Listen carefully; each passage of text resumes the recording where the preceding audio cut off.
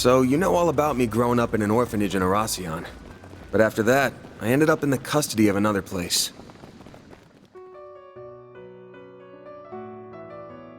A lot happened after that, to say the least, both good and bad.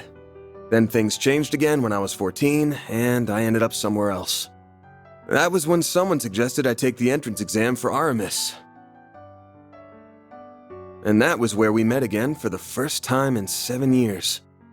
I had no idea what they'd been up to all that time, and they knew just as little about me. They're just some people you can't get away from, though, I guess. Still, while neither of us knew exactly what happened to him, we could tell something had. We didn't try to push the matter. Instead, we rejoiced in our reunion and rekindled our old bonds.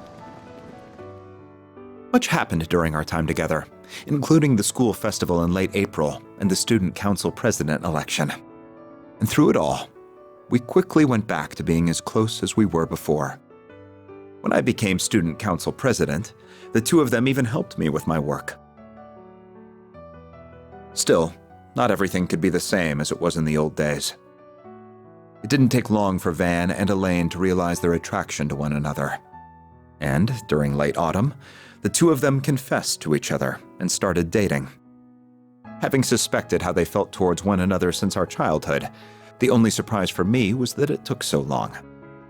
Still, while it made me happy to see the two of them come together, I couldn't help but feel a little lonely to see them pair off without me. Did I have feelings for her?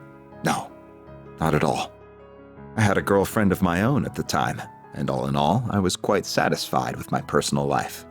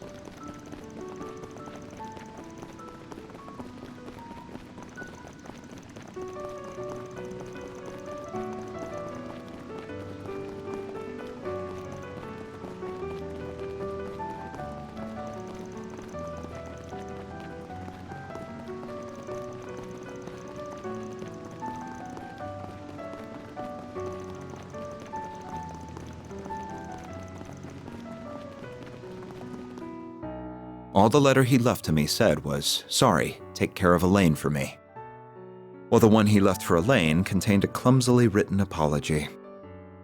Neither of us were told anything about the reason behind his actions. And that's how second-year student Van Arkwright dropped out before he could graduate. That was 7 years ago now. Well, 7.5 if you want to get nitpicky about it.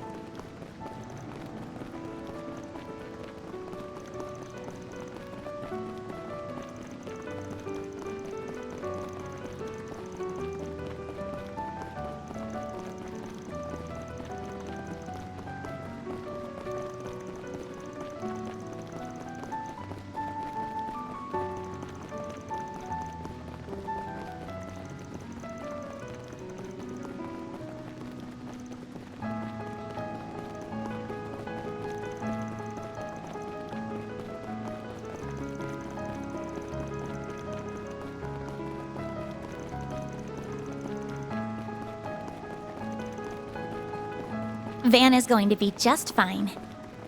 Oh? I believe the reason he said what he did this morning is the opposite. Because he's facing us head on. He's not trying to change the subject or gloss over how he's feeling. He's giving us a clear sign that something's wrong. We all know how he is. He's cunning but kind, and more dependable than anyone.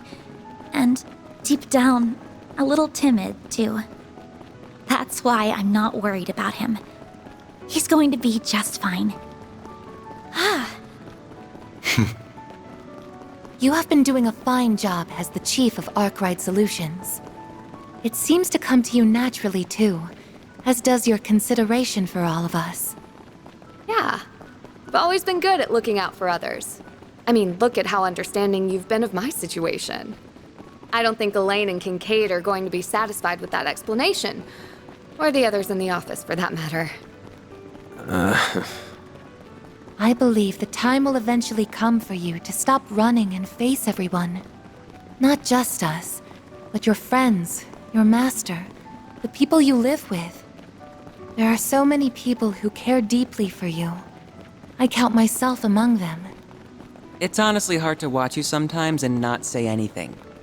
But at the end of the day, the responsibility falls to you before anyone else, and you need to be aware of that. Good grief.